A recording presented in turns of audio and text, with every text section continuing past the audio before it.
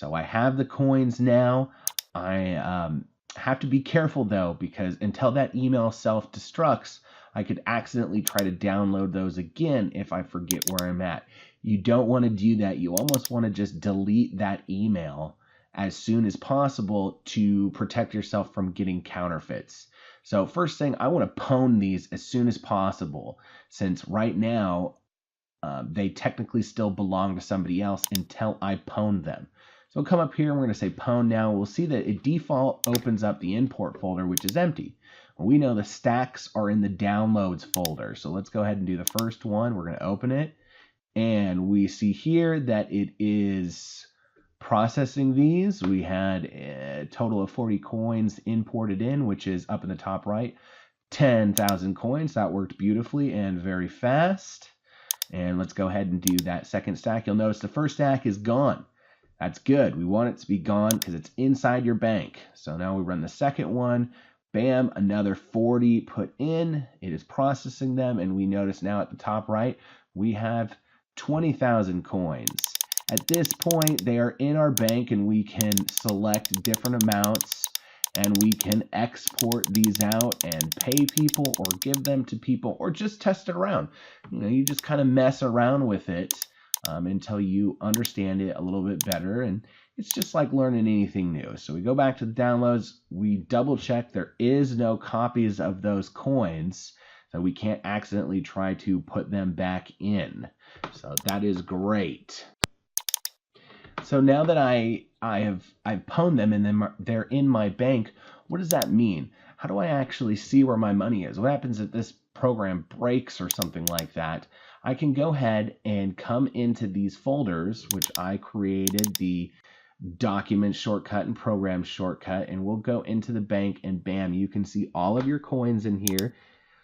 You do not have to actually export them out, though it does make things considerably easier. But once they are pwned, they belong to you.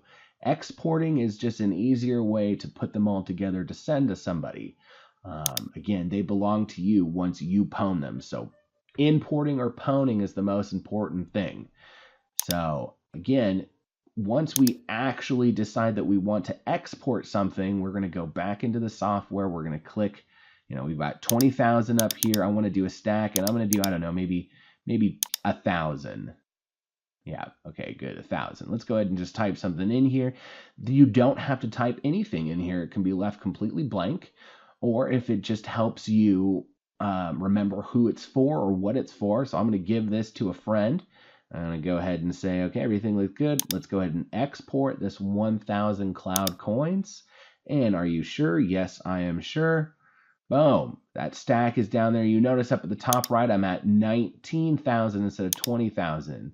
And this is in the same location that it always is. It's in the documents, the CloudCoin CE, and then now that we've exported it, it goes to the export folder.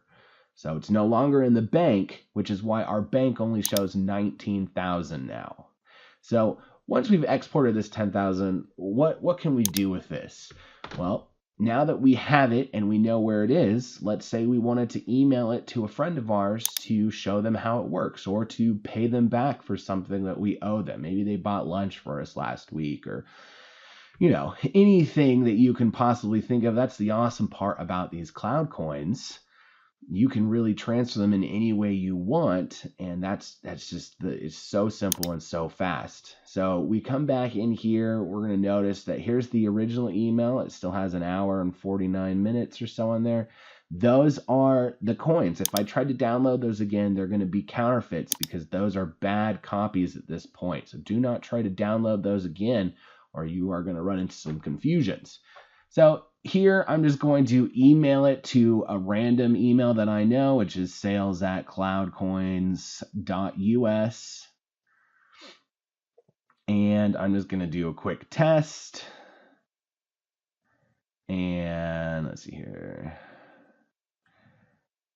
Let's go ahead and say, check out these cool cloud coins. Okay, perfect.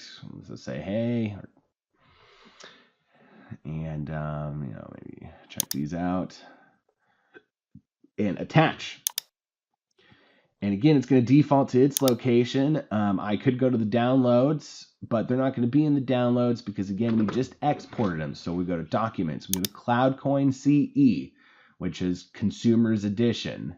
And just to make this a little easier, I'm going to drag this folder and drop it in the quick access for Windows 10. So see how it's there. It's quickly and easily able to access. And bam, there is my 10,000. I've just attached them. And at this point, they are ready to be sent. They still belong to you until the person you send them to pwns them. So it's very important when you're sharing these with your friends or your family or colleagues that you let them know that they understand that. Just in case you're sharing it with somebody who's not on ProtonMail, say they're using Gmail or they're using Yahoo, you can encrypt this for non-ProtonMail users, which is pretty cool because they don't have to have an account, but you allow them to still access this information encrypted, so you don't have to worry about anybody seeing what you're doing here. So this is just a free feature of the ProtonMail, and that's all you have to do to send it. I'm going to go ahead and cancel out of this because I do not want to send it here. I'm going to delete this draft. And that's just the basic usage of how to actually get coins and how to start utilizing them. We're going to have some more tutorials on some more advanced things that you can do with this, including exporting to pictures, just so you can actually see the bills themselves, and how to use the software on your mobile apps because it is fully supported on both Android and Mac OS X. Thanks for taking the time to look at this, and let us know if you have any questions. Have a good one.